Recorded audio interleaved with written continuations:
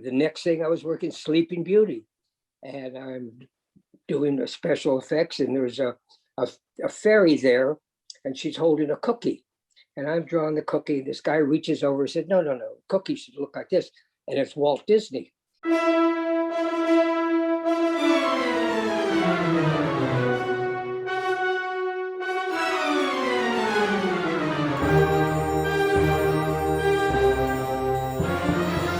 Welcome to another episode of the Filmosophers Movie Talk Show. I'm Chris Bush. I'm Dean Slider. On the Filmosophers, we talk about film and filmosophy with the people who make the movies and who love the movies. And we are delighted to have on as our guest today, Hollywood production designer, director, Joe Alves, whose films include Jaws, Close Encounters of the Third Kind, Escape from New York. And we can't wait to hear Joe share some stories from his experience with those films. Joe, thanks for joining us today. My pleasure. Pleasure to have you. I'd like to start, though, by hearing you, if you'd share just a little bit. I've heard you talk about when you got started as a 19-year-old animating the character of the id in Forbidden Planet with Walter Pidgeon and Leslie Nielsen and Arlene Francis. That was where you got your start, correct? Oh, my God. It was unbelievable. I was interested in designing briefly. Since I was a kid, I could always draw. And I talked to a friend of mine that was I went to college with, and he said his wife's father works at Disney. And I thought, wow, maybe I can get a job sweeping up or something, just a temporary kind of job. Happened to be, he's the guy that hired the artists. What luck was that? Mm-hmm. And he said, bring your portfolio. And I said, I don't think I'm ready,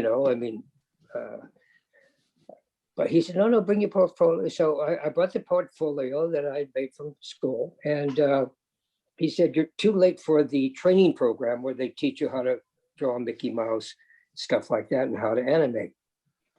But I could put you in special effects where they make fire and water and all that. So I said, okay. So the next day I go to work, and they report me, you go to this room, and there's this lady there named Marion. And there's this desk with a wheel and a light mirror with a light board on it. And I said, well, what do I do? She said, you flip the pages and draw in between. I said, oh, that's pretty easy. So I started doing that. And she was working for Dwight Carlisle, who was an older guy, assisting Josh Metter, who was the king of animation. He did The Fire in Bambi, he did Night in Bald Mountain. And in any case, she was worked for him on different stuff. After about 2 or 3 weeks, she had to leave.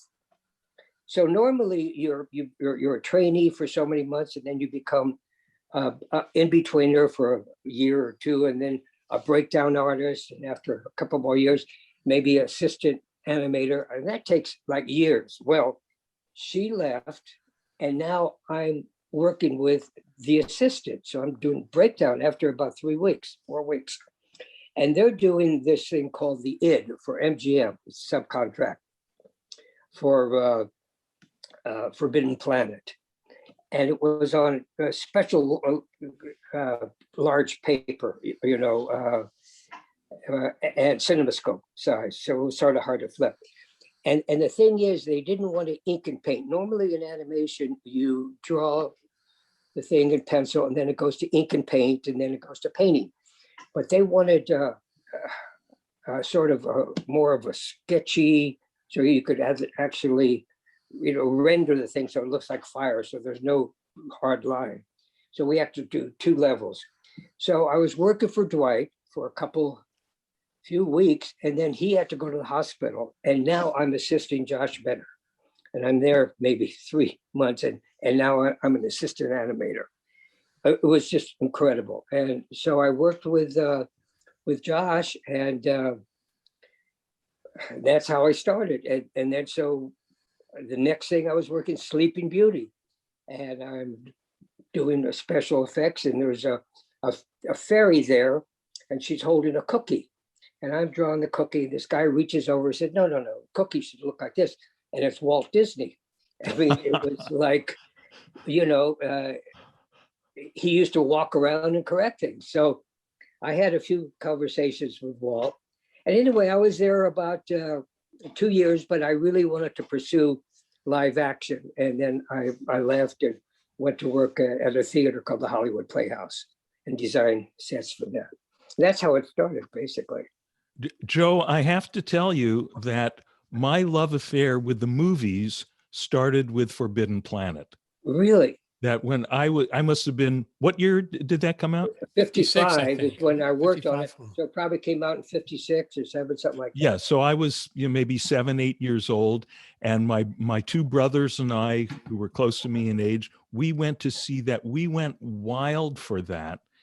And in fact, when I wrote a book about films, I start in the introduction by talking about my experience with Forbidden Planet, and in particular the special effects, the id monster, and the whatever was making the invisible thing, making the footprints in the sand. Right. And we had bullets that we had to animate. They were shooting, and Anne Francis was so cute.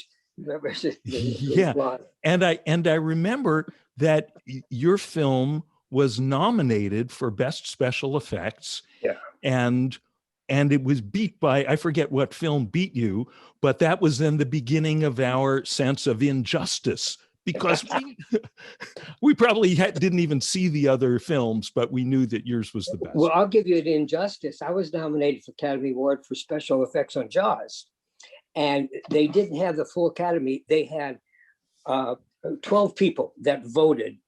And that was the year. And 2 of the 12 people had worked on the Hindenburg for special. And guess who won? Yeah. The Hindenburg. Wow. And that was a little self-dealing. I mean, Hindenburg was great, but Bob Matty and I were both who actually built the shark, I think really deserved it. And so that was the injustice of it. After that year, then the Academy voted on special effects. But yeah, the thing is, we were so remote on Forbidden Planet because we were at Disney, and they made it at MGM. And so, and at that time in the studio system, you had all departments, and, you belonged to that department and you did whatever they said, and you weren't running around on the stage as much. But anyway, that was a pretty good beginning, I would say. Yeah, I mean, pretty lucky. Well, you call it lucky, but it sure sounds like every step fell into place so perfectly that it was, if really the way things work is that some things are meant to be, it sounds as if your career was meant to be. Well, you have to have a strong determination about. Yeah. I sort of fell out of favor at Disney. It wasn't my favorite place. They were sort of controlled. People were there for years and years and years, and they just did what they were told. And I thought, well, it's nice, but I really wanted to step out of there and try to find my own way. Right. What Walt was had, let's say, strong visions about things. Walt was very friendly. You walked down the hall, please call me Walt. But he was strongly against the unions. He really controlled the people there, and so yeah, he was a very powerful guy. Yep. Let's fast forward a little bit, Joe, to your first introduction encounter with Steven Spielberg on Sugarland Express. Yeah, well, it actually started before that. There was two things. The Psychiatrist was a television show. They had 6 episodes. Steven did 2 of them. And but it didn't last. Night Gallery too, right? And then Night Gallery, Steven did an episode. And Night Gallery was probably my big learning curve, in that the first season we would have in 1 hour maybe 2 or 3 different episodes with 2 or 3 different directors. And I was doing like 20 sets a week, grabbing whatever they had on sets or what I could, had to build. And so I did that for 3 seasons. but it was just horrendous experience of designing so many sets. So I would say that was my biggest, let's say, challenge and experience. And then what happened was Steven did a number of television shows, and then he did that the one about the truck. Duel. I didn't work on that. He wasn't happy with the art director on that. So when he got his first feature, theatrical feature, somebody had mentioned me because I'm a staff guy. And so you do whatever the head of the department tells you. And someone recommended me, and Steven said, oh yeah, good, I know Joe. So that's how we started. And then of course, after Sugarland was Jaws and Close Encounters. Joe, could you say something about the difference between an art director and a production designer? I think a lot of people are unclear about that. Yeah, there's actually no difference. For years, there was only an art director. Very few people. William Cameron Menzies was the first one to get production. This production is designed by William Cameron Menzies, and that was on Gone with the Wind. In the 50s, maybe one or two would get production design. And in the 70s, it became more prevalent. But basically, production design, art director is the same job. But now if you're a production designer, then the art director works for the production designer. And then sometimes the art director will have an assistant art director. And that's sort of how you started. So in the business, you started, it used to be, as either a set designer or an illustrator. Illustrator does the perspective drawings, set designer does the architectural drawings, and then you work as a trainee, as a junior, and then you become a senior, and then you work, and some people just spend their lives on the drawing boards. I was fortunate to become assistant animator and work with some great art directors, and worked on Hitchcock as an assistant art director. Hein Heckroff was a great production designer. He did the Red Shoes, won the Academy Award for that. And Hitchcock hired him for the movie I did with him, Torn Curtain. So anyway, the basic difference is the same job. It's just now this. And what was interesting, when I was nominated for for production designing or art direction for Close Encounters, it wasn't yet a nomination for production. It was for art direction. So my assistant or my art director, I had to change my credit to art direction for the Academy because they weren't giving it to production designers unless you. So anyway, then that's changed now because they just give it to production design. But basically, that's that's the way it worked. Good, thank you. you. So is that any clear? There's really no difference in the function. It just right.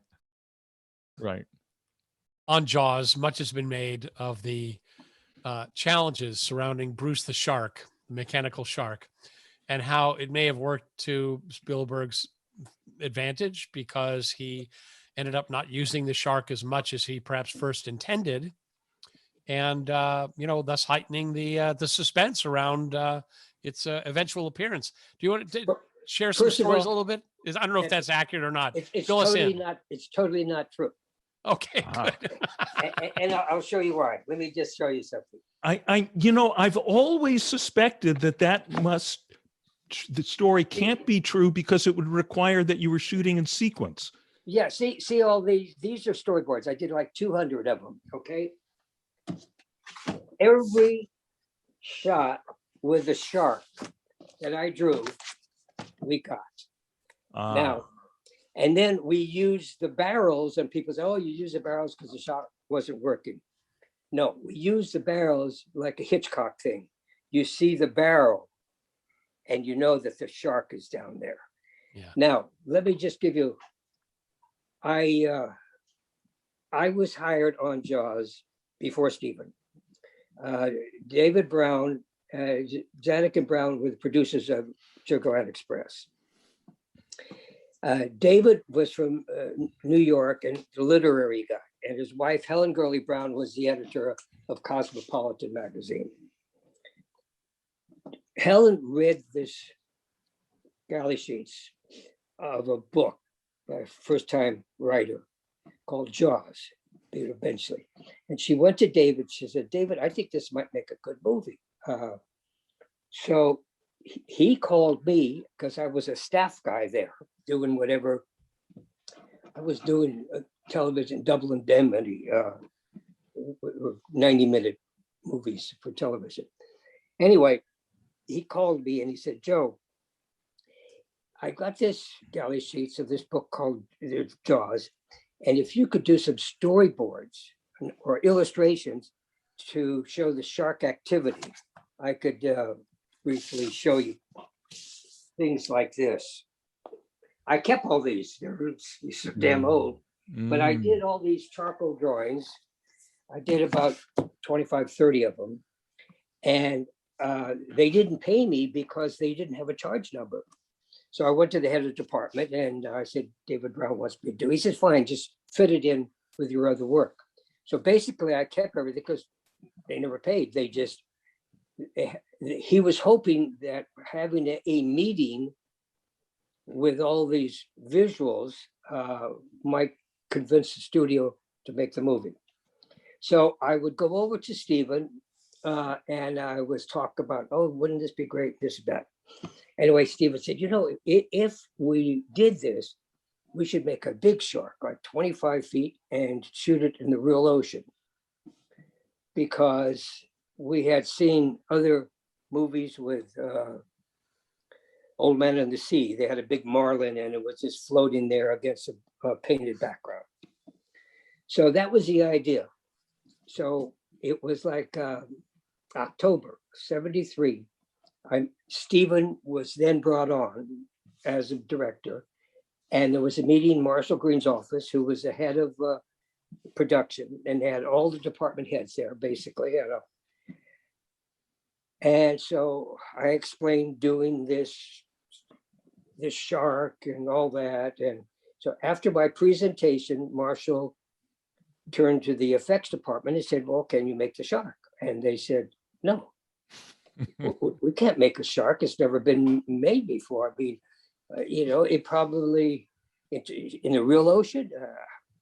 Besides, we have more important movies like the Hindenburg to do. And Marshall, who lived on the boat, got real upset, said Jaws could be a bigger movie than the Hindenburg. And everybody in the room laughed because, you know, this dumb shark movies. But basically, as I was walking out, Marshall called me back because I was putting my drawings together. Everybody had, he said, can you get the shark made? And being ambitious, and this is sort of one of the key things, is never turn anything down. You'll find a way how to do it. And that's what I preach when I give lectures to people. You know, find a way. Don't say no. You'll find a way, you know. So I said, okay, yeah. So I looked around at various people that had done big movies, and I went to Disney's, and they said they could make it, but they wouldn't put it in the ocean. But everybody said it would take at least a year and a half to make the shark and test it in the ocean because of salt water and all that. So I finally found Bob Matty, who was sort of retired, who did the giant squid in 20,000 Leagues Under the Sea. And he worked at Disney for a number of years. And Bob, it was interesting. I have a thing here. Bob, this is Bob Matty.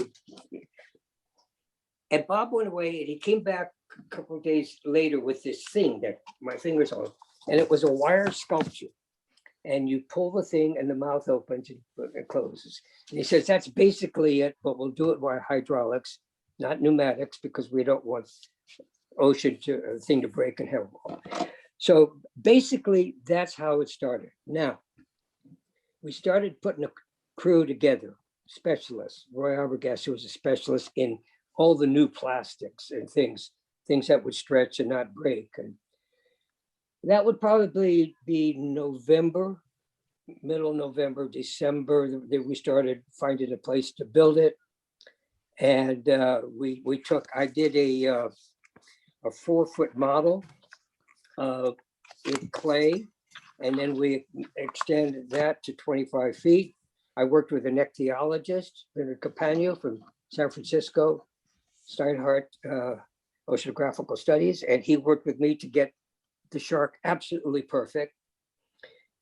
Now, that's December. February, the book comes out, and the studio said, we got to start shooting this in two months. So where's my year and a half to build the shark? So basically, that's the problem, is Bob put as many, 3 sharks, we needed 3 sharks, one that went left to right, right to left, and one on a big crane. And we shot everything. Steven shot everything we could without a shark because they weren't ready. And then I would go to Bob and I said, Bob, what have you got? He says, I think the left to right shark might be working. So I told Steven, and we looked at these storyboards and said, okay, these sequences, 248 A, B, and C has the left to right shark.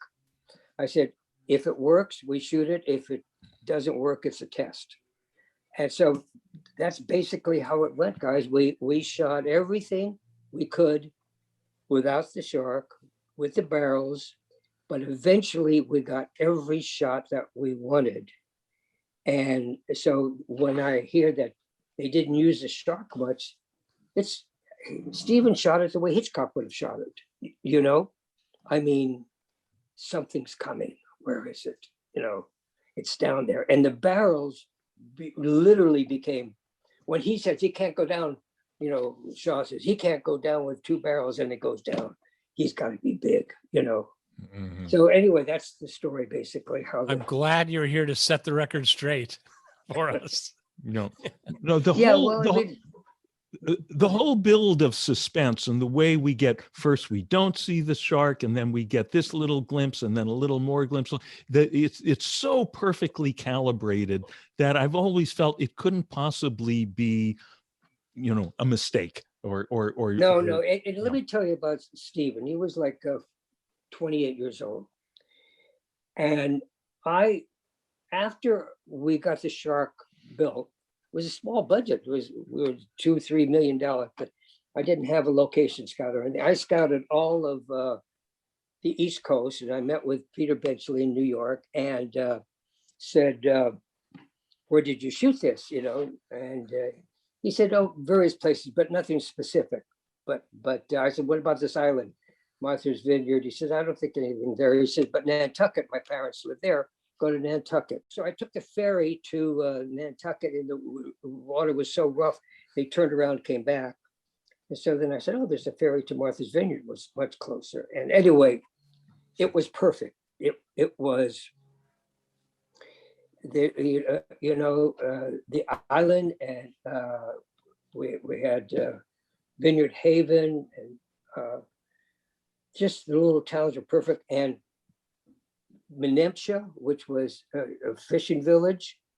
And I remember, you know, thinking about people that I admire, David Lean.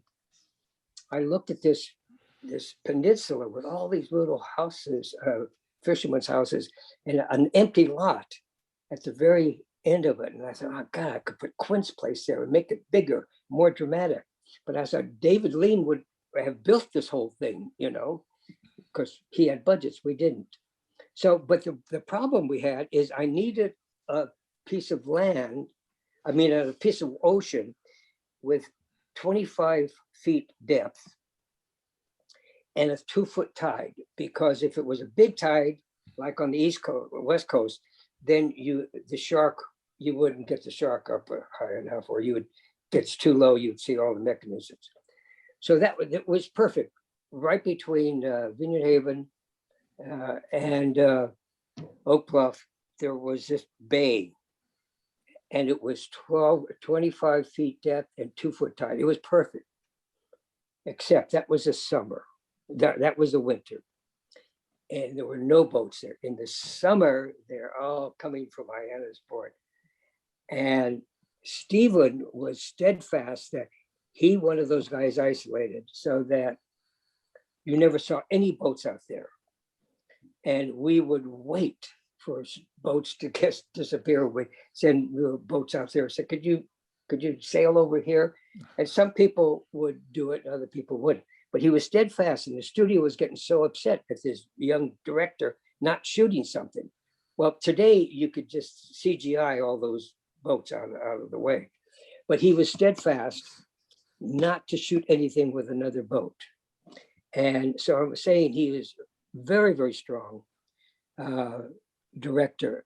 And even to the point, after the first screening in Texas, he came back to me and he said, Joe, we had 4 screens. I think we could get 5 screens.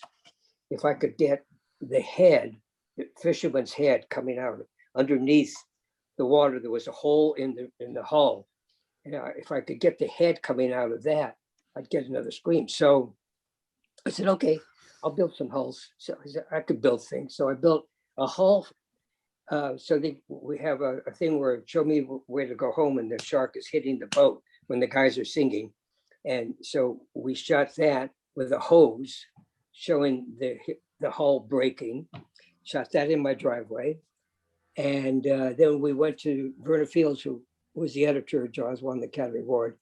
And we built the hull with the hole, and we just stole the head from the makeup department, borrowed the underwater camera, and shot this.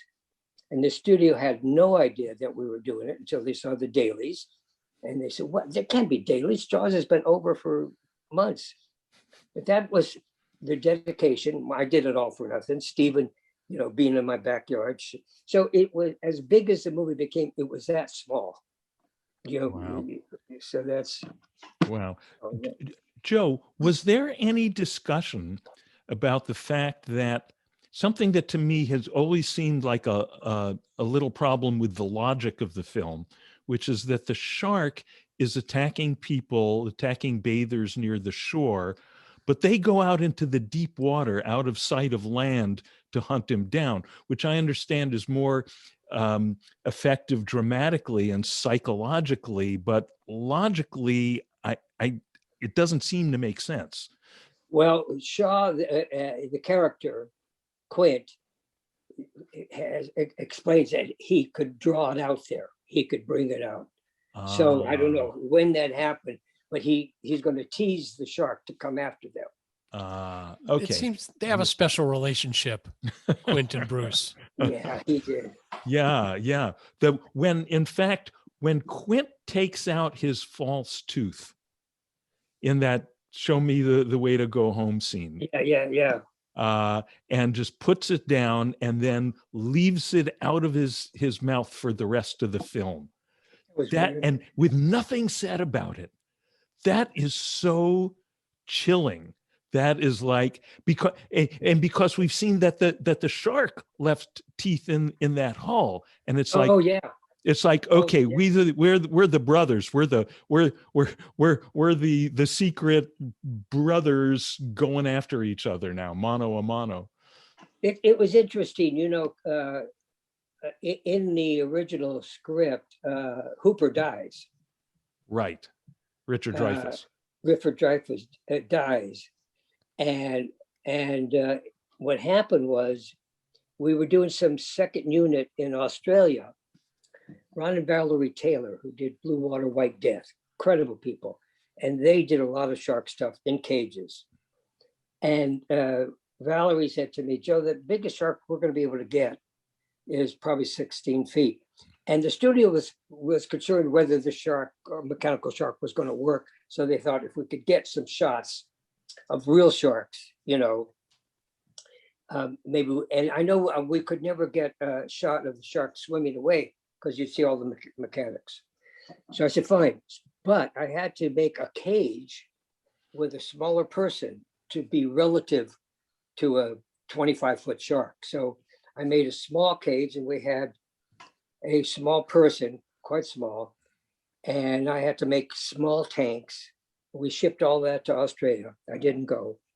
And basically, they put the little guy in, and he said he was a good scuba diver. You know, people say they do everything, in movies, and then they can't do it. So anyway, they put him down. The shark came, he flipped out. He sucked all the air out immediately.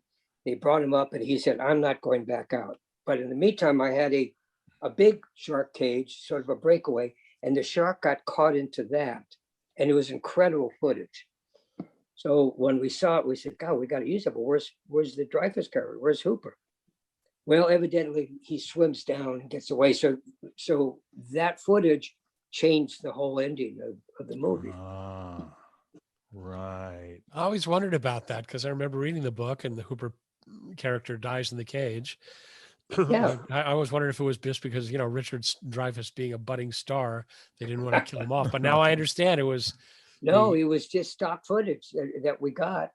And, it's just interesting how things grow. When we were almost finished shooting, I said, I've made some sketches, Steven, of the shark coming into the cabin. And I really thought that was so important. It's one of my favorite shots, because you see the guys singing, all sitting around there.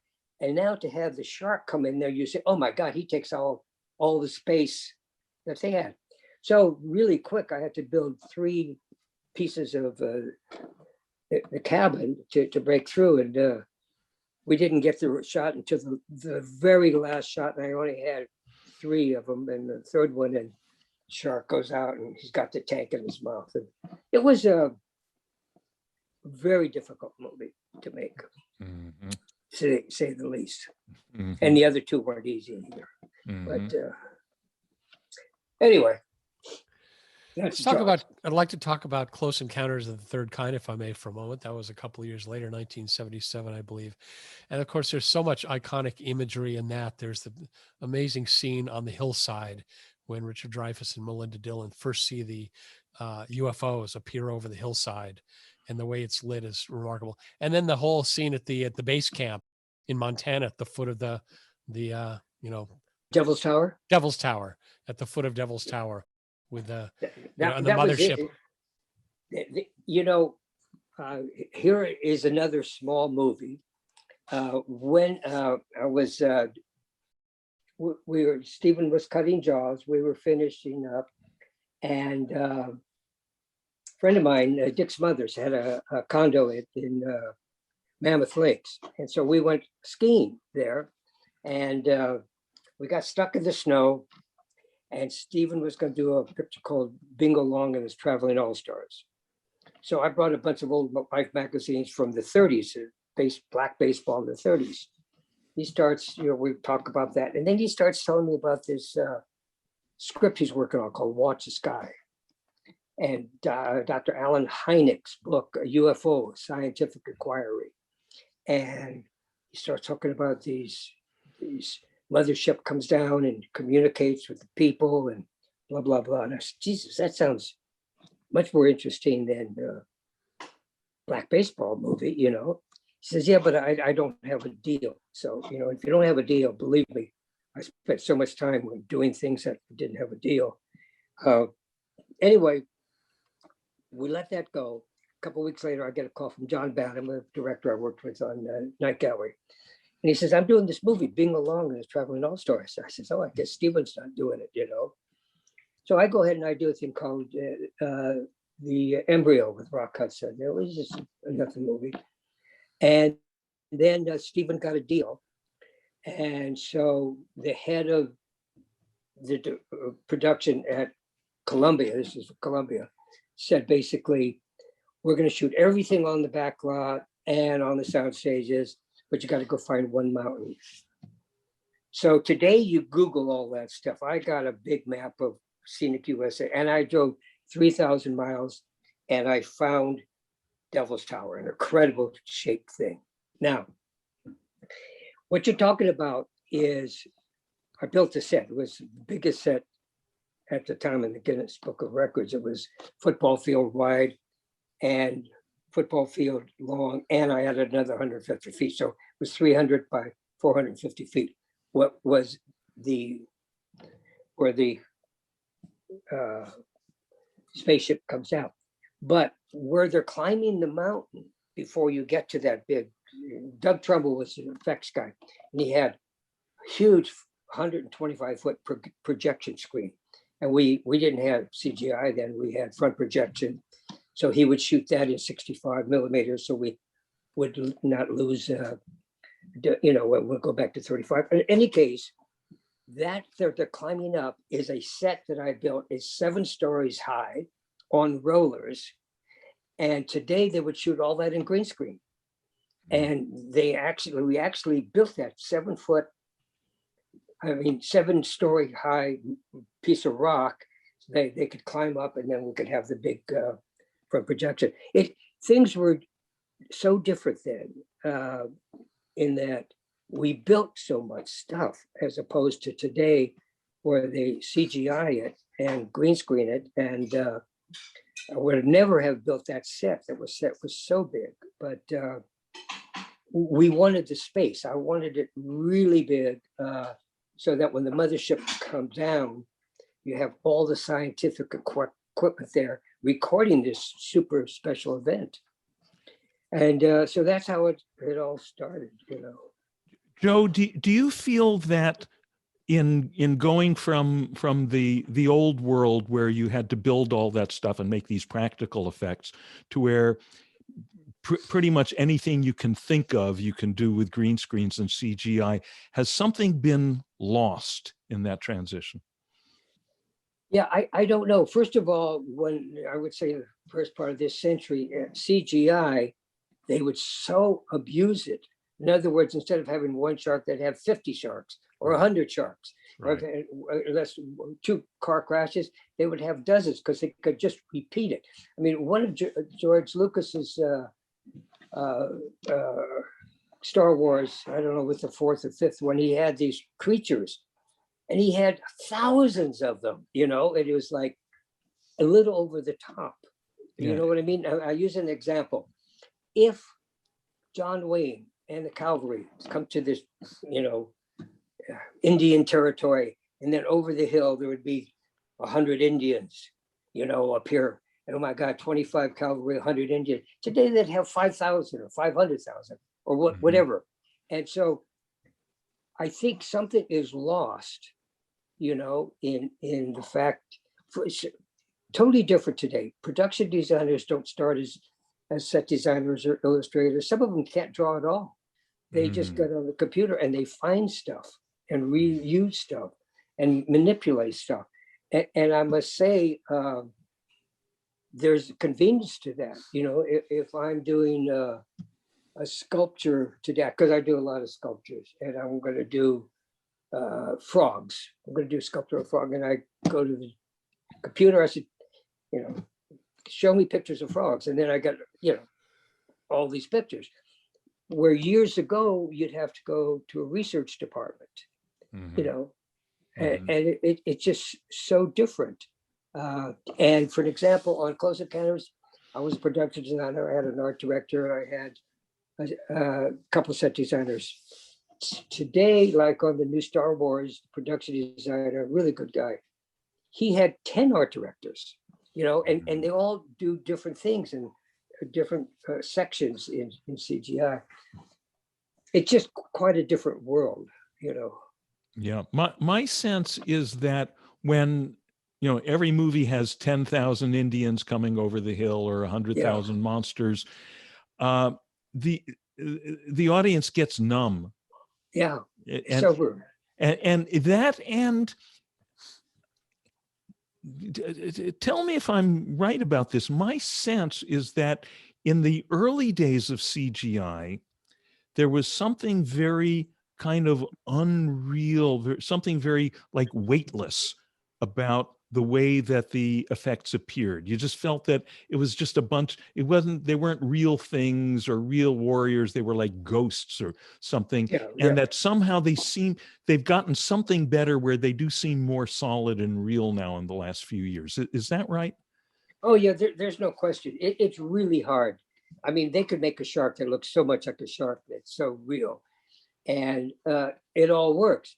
The Jaws fans that I've had in the last this century, it just has exploded. I get more, would you sign this shark picture? Would you do this?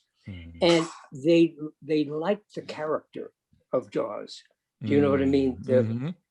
And so I think you lose some of the character, but certainly the realism is unbelievable, you know, in CGI. It's just, it baffles me. Sometimes I'm looking at a movie and I'm thinking, holy cow, how'd they do that? I mean, it takes me away sometimes from, you know, the story. Right.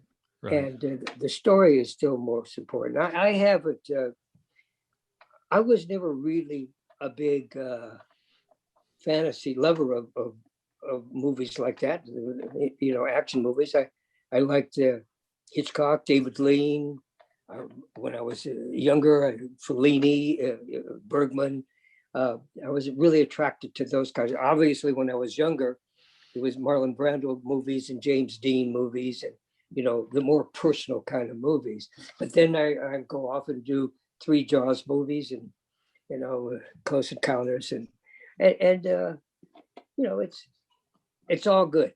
But basically, what's good as in the film business is they give you a script, and you got to figure out how to do it.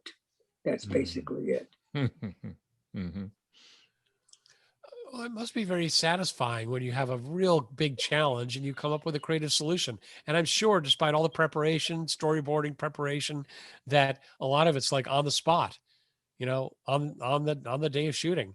Are anything come to mind where, you know, there was just some really daunting problem that you the answer came up and it was the perfect solution to a challenge? You know, that happens. It happens quite a bit, actually. But I can't, I mean, I'm trying to think of an example. When something goes wrong, you always have an alternate plan, you know. And, but, you know, it's, I mean, Escape from New York. I'm doing a movie.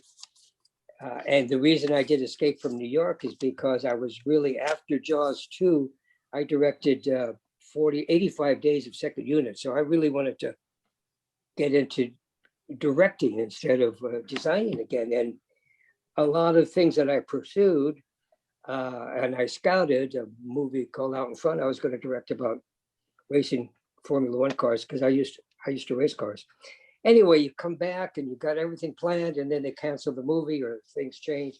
And that went on. And then, so my agent said, you got to go back to work. So I introduced you to John Carpenter. And anyway, you know, in Deborah Hill, and they made movies for 300,000, you know, small movies, Halloween and stuff like that.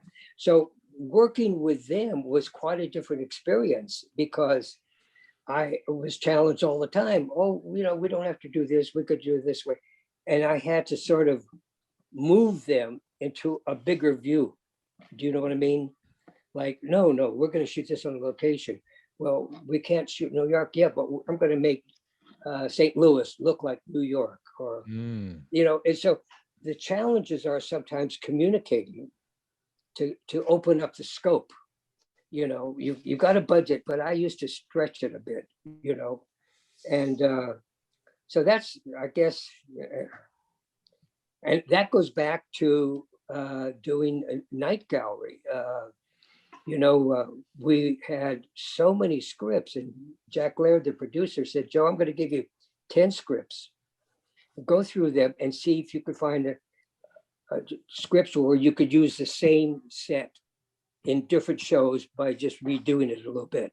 So I went through stacks of scripts, and then he would say, what do you want to do with this one? I said, why don't we do it in limbo, in black or something, you know, or why don't we do this? And so he gave me this incredible creative license to take these shows and do in a different manner. And so that was I think the experience of, we'll find a way of doing it, you know. Maybe talk for just a minute or two about a couple of, I don't know if you had a chance to give any thought to if you have favorite films, to share some reflections with the audience on, or Well, recommendations of films that maybe not too many people have seen that that You know, you'd like to that's the recommend. problem, you know, Chris, when Jerry saying about, like, there was nothing, I mean, I was inspired by certain production designers like John DeCure, who did Cleopatra. And, you know, so I was looking at for a long time at those. But basically, you know, I watched all the Hitchcock pictures, and then I was fortunate to work with Hitchcock, you know, and so I don't really think, I can't find a movie that inspired me. I was just, I would see so many movies. And then in recent years, the Academy, they send, oh God, so many movies. So you've got to watch maybe 40, 50 movies. And in my area, I nominate for production design and best film. And then you vote for everything. So by the time you know, like this year, I didn't vote for best picture or best director. I wasn't inspired by anything. I voted for Anthony Hopkins for best actor. But yeah, let's see, what did I like? I like musicals. I like La La Land. That didn't win the Academy Award, but I thought it was a very sort of retrospective kind of Gene Kelly kind of thing. It did win. It won in an very, alternate reality. Yeah, it won very briefly. yeah, very brief. Oh yeah, that's right. You remember? Yeah. What's his name? Yeah, called the wrong one.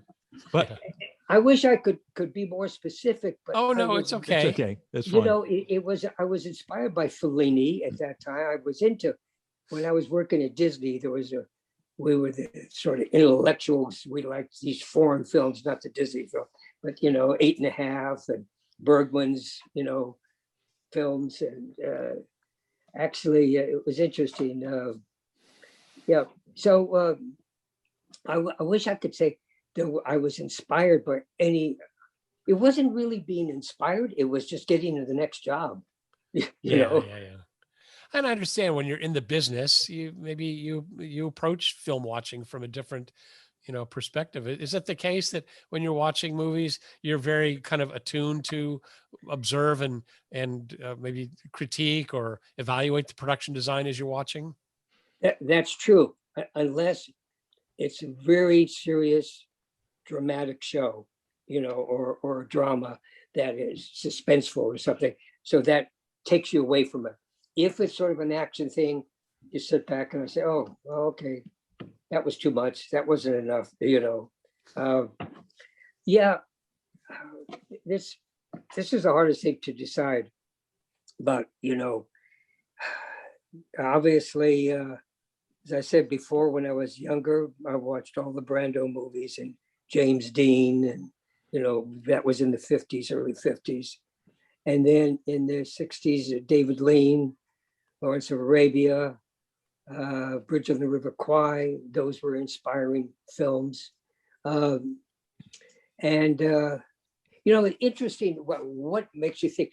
I was directing Jaws 3, and there was something that happened, and we were loading a boat, and I said, there's something's not right here. And then I said, what the hell would Steven do? You know? Mhm. And so I had to go back to, how would Steven do this? He would add more stuff. He'd have more cars coming. He would distract us over here so we could do this over there. So you're sometimes inspired by people like that, you know, that you've had associations with. Hitchcock, got a little story about Hitchcock. Tornkert and Hein Heckroff, he brought in to do the ballet sequence. Really nice guy.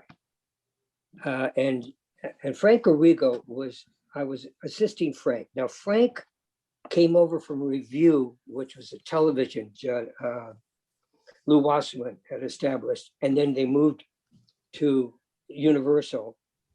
And then, of course, and he just bought the lot. But Frank had done a lot of television directing little shows, and he was also production there. So working with him, he really taught me how to design as a director would.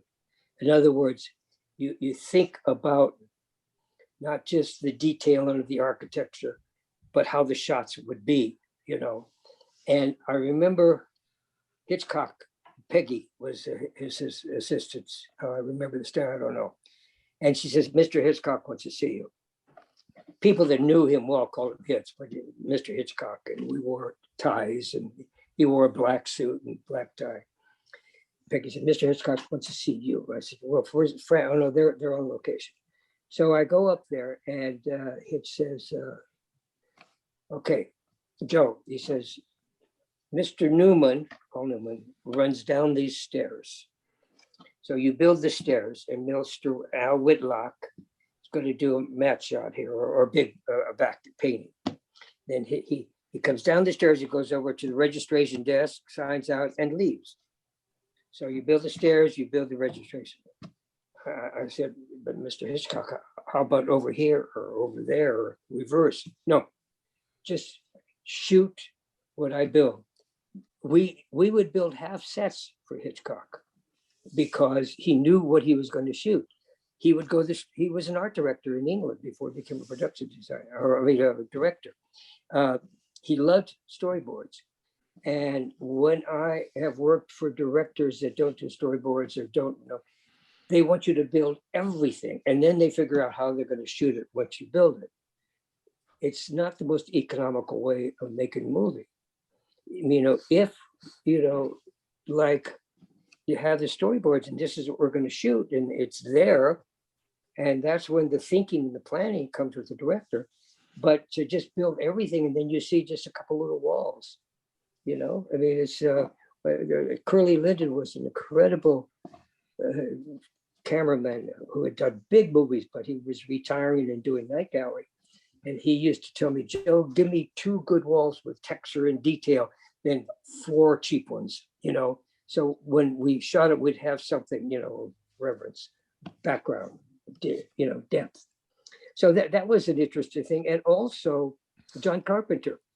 I could build half sets for John Carpenter because he came from really low budget movies. So I remember I had to build a chock full of nuts, which matched in New York, and we were in St. Louis, and he jumps over a fence and he walks. So I built a section of the chock full of nuts that looks like 23rd Street in New York or whatever. And we built it out in a desert because we couldn't afford a soundstage. And if you pan to the left, there would be cactus there. But John was so, oh, this is great. I could use all of this. I don't need a reverse. And so he did it from economical purposes because that's how he started. Hitchcock did it because he liked to plan it, so it's the thought process that makes it movies, Anyway. Joe, you mentioned earlier Bergman, and in the context of this talk, you made me realize that in one of my everyone's favorite film, The Seventh Seal. Oh God, yeah. Right, set in the Middle Ages, and there's Max von Sydow as the knight playing chess with death. And you made me realize that the playing chess, that's all on the beach. So much of it takes place on a meadow or in a forest. And what I now realize is, aside from the fact that it's so beautiful, it means they didn't have to build the Middle Ages. Yeah. They didn't have to build a bunch of villages and buildings. Smart directing could save a lot of money. It's interesting. George Lucas came onto the set of Close Encounters and he was blown away. He said, we never built anything like this. We just had the same sets and we painted it, Of course, they beat me for the Academy Award for production design. Right. But I won the British Academy Award against the designers that were all English. Anyway, it's just some directors are wasteful, it's